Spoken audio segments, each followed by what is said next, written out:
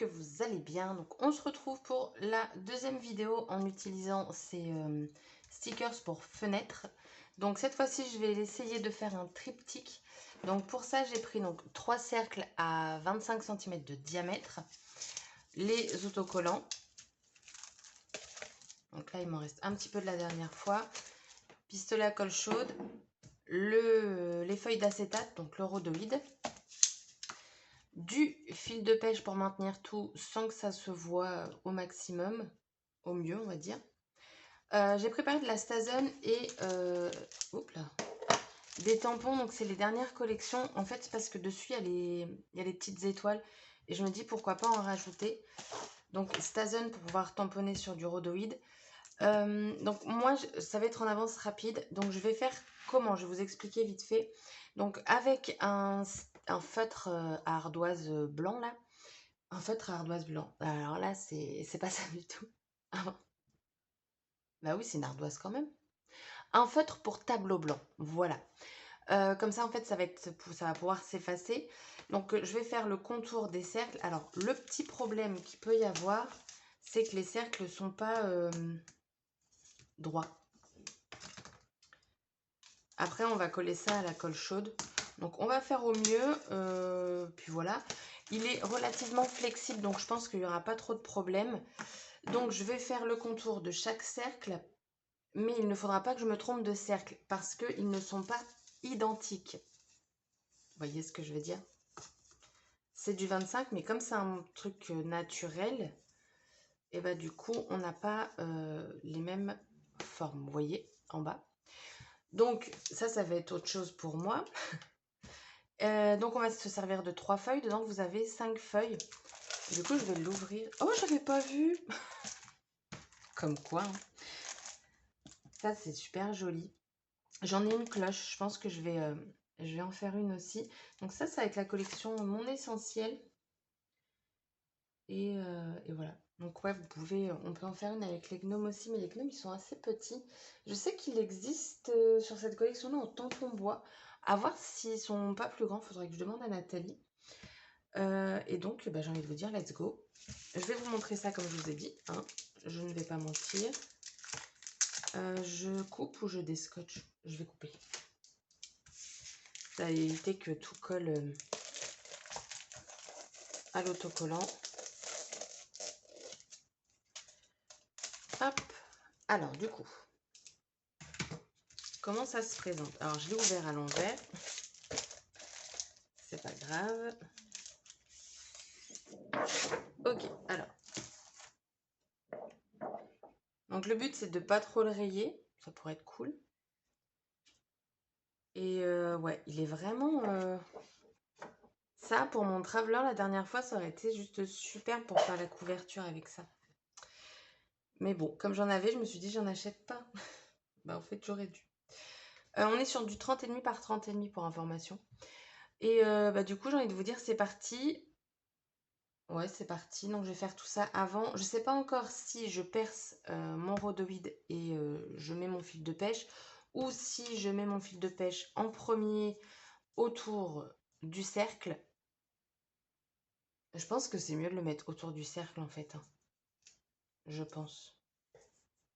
Bon allez, let's go!